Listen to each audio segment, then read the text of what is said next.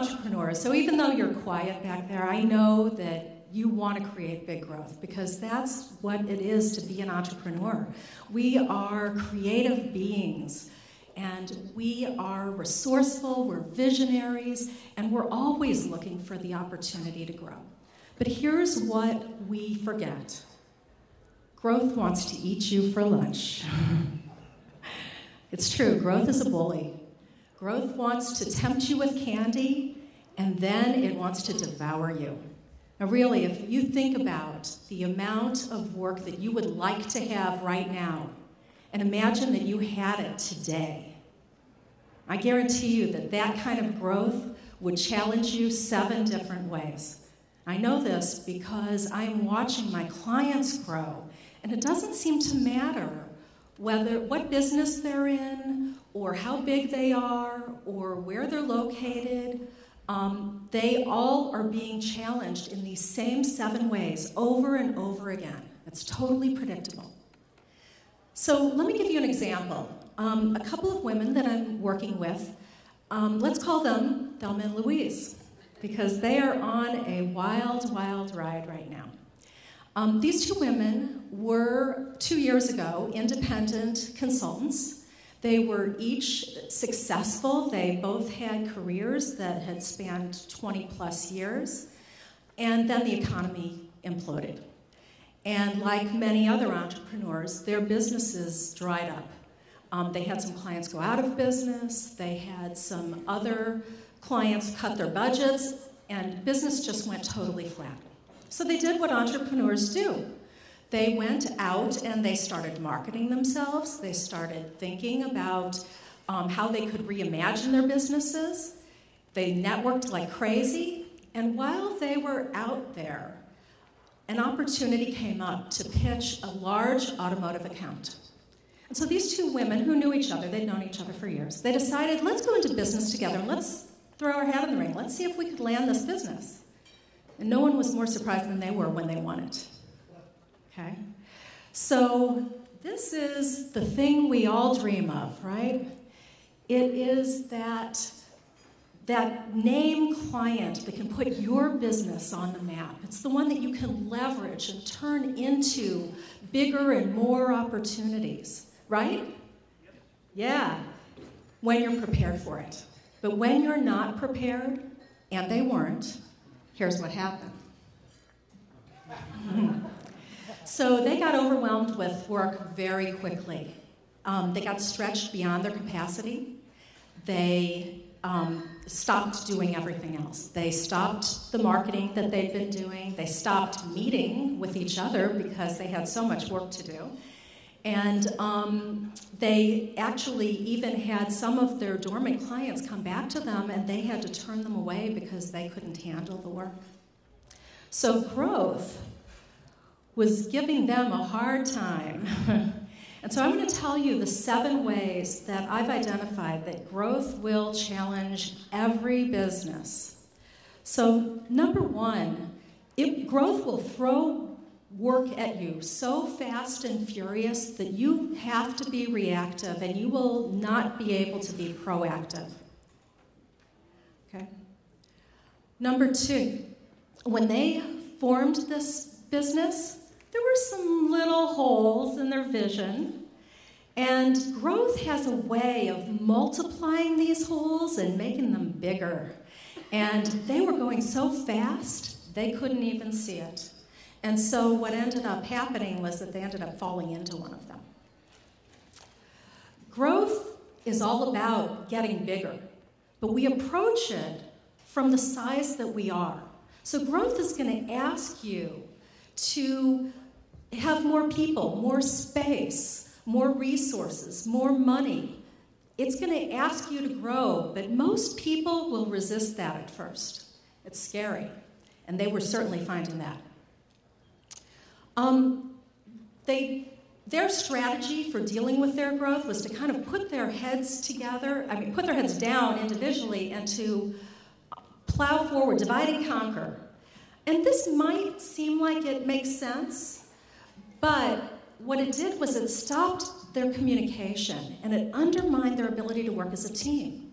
And here's the thing about an organization, is that it wasn't ever intended to be a place where a lot of individuals work on their own businesses under one roof. The power of the organization is to leverage the power of the team. And they were not doing this.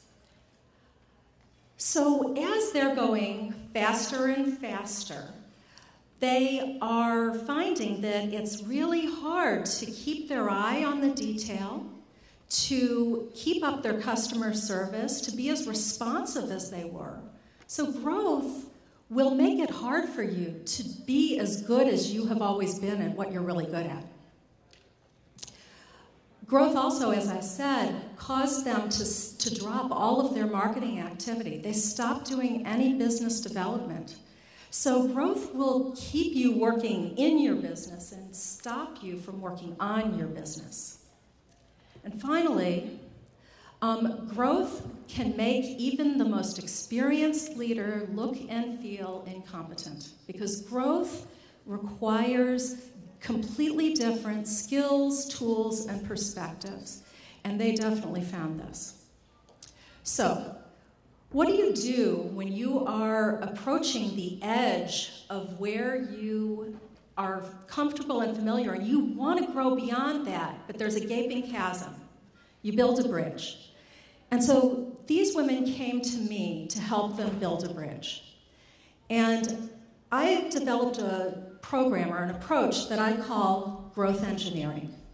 And growth engineering is all about taking a disciplined approach to growth. So what we're doing is we're assessing where they are and what they need.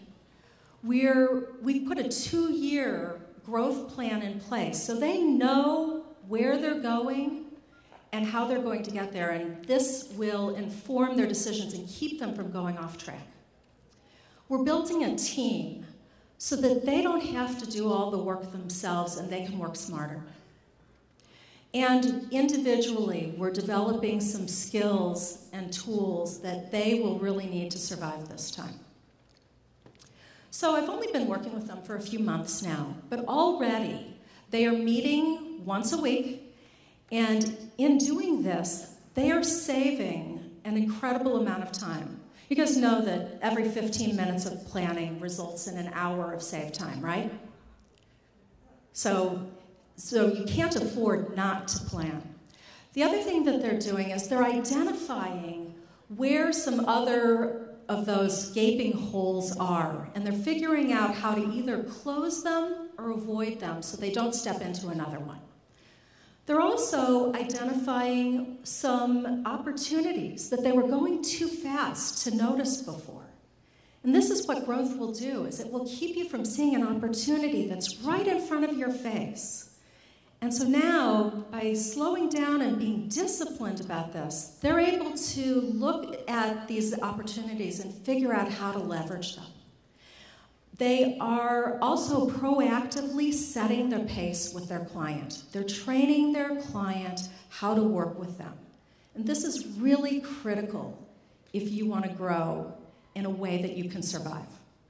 And finally, I got them talking to each other and talking about the elephant in the room. And it turns out there was more than one elephant.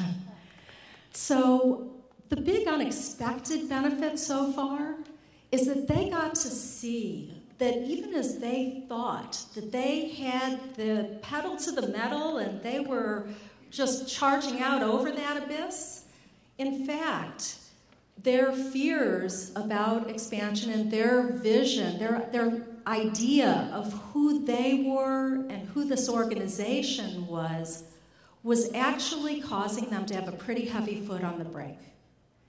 And this was not only impeding their growth, but it was actually creating problems with getting their current workload met. So, as a growth engineer, I work with organizations that find themselves at the brink of growth and not sure how to get out over that abyss safely. So one example is the medical school of an Ivy League organization, the medical school of an Ivy League school. And they are charged with realizing a 10% increase in the next 10 months. And it's a bunch of doctors, and they don't know how to do this. So I'm working with this team to help them figure out how to come out of their individual practices and team up to create something bigger than any of them could create on their own. The other thing is that I work with organizations that are already in rapid growth and trying to ride it out, because it is a wild ride. So an example of this is a manufacturing organization that has experienced 63 consecutive quarters of growth. Just think about that for a minute. And the challenge that they're facing is that their senior leadership team is needing to put their attention on growing globally, and that's creating a gap in the organization here. The next tier of management needs to step up and fill their enormous shoes, but they don't know how. So I'm working with them on figuring out how to do this. So as you can see, there's a lot of different challenges that growth can throw at you, and every situation is unique. Now, I wish I could spend the next hour talking with you about how to prepare for growth, but there are some other fabulous speakers waiting to come up and talk to you. So here's what I can do. I have written an article called 7 Ways Growth Wants to Blindside Your Business. And there's a self-assessment in here that you can take, and you can get a little bit of a sense of where your organization is. So who would like a copy of this article? Great, woo!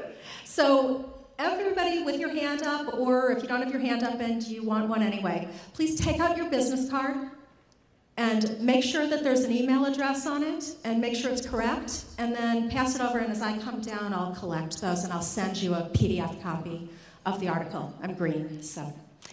So if I could leave you with just one final thought, it's that growth is not business as usual.